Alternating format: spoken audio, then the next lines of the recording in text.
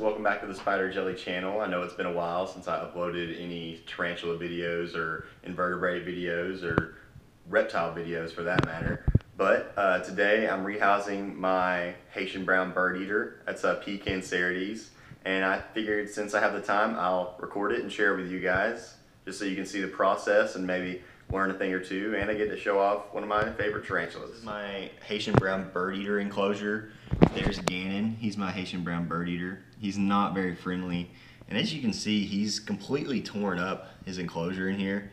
I don't know what his deal is. I think he wants to burrow, so my plan is to make his enclosure fresh again with deeper substrate so that he can burrow. Also, if you see down in this corner, that right there, my friends, is a little bit of mildew or mold from being in this corner next to his water dish. So I'm gonna fix that, get that out of there, put all new substrate in. I've actually got a few of my tools laid out over here. Got something to put my tarantula in while I rehouse him. I've got some tongs in case I need those to you know, maneuver him around. Some gloves, which are just work gloves, normal work gloves. I like to wear those when I'm doing this. I've got this really awesome hide. Looks like it's made by a Zoomad. Yeah, it is.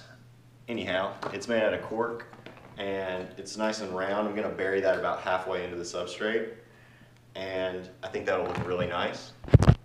And then of course some coconut fiber, Eco Earth. So I'm gonna go ahead and get this guy in another container, and since I don't have a cameraman with me today, it's just me, myself, and I will have to do that off camera, and then I'll come back and show you guys what we're gonna do for his new enclosure. Welcome back, everybody.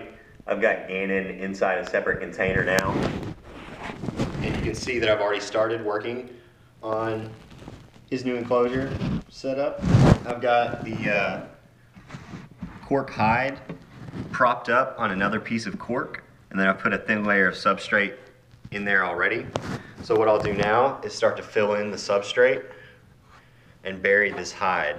Try and get it deeper on this side and then leave it kind of thin on this side so that I can put a water dish over there. You can see the finished product here. I've got his burrow or hide buried in pretty deep substrate so that if he wishes to do so, he can bury himself or burrow further down into here, just a tad. And then I've got a wall made out of this cork board, and I decided to use that to keep this dirt at a higher level so that I could have a shallow end for his water dish to rest in, and hopefully that'll keep it from harboring too much moisture. I'm going to keep an eye out for any mold growth in this cage. So in this enclosure, I think I'm taking a risk by having kind of an elaborate setup for this crazy tarantula, but I think that if he does decide to move in here, it'll be worth it. So thanks guys, I'm going to put him back in there now. So I've got Gannon in there, and he seems to be wanting a drink of water, but I think it's time to put him back in the bedroom, and altogether I'm pretty pleased with this enclosure. So maybe I'll do a follow-up video and show you if he destroys it or whether or not he moves into his new home. You can see it's pretty deep down in there. So say bye. Goodbye.